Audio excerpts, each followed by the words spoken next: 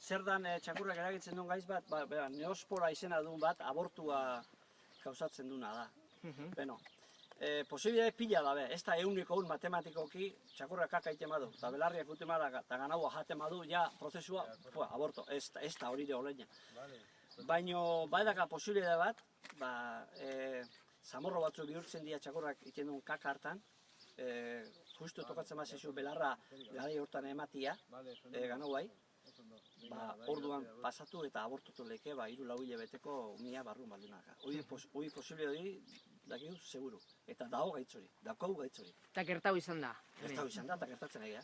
12 urtean bi oko jo. Orduan, bueno, hemen eusuan... Asko nene bai? Pila bat. Autongo parten bi behiken duen zantxo, zazpiletako ila sortzi egona. Hori baita ere asko ebitea bereke txakurra despazara izatea guzkio. Parasitoa da, berak akaretatzen da. Bakuna dute egon behar du eta desparasitoa da, hori fijo.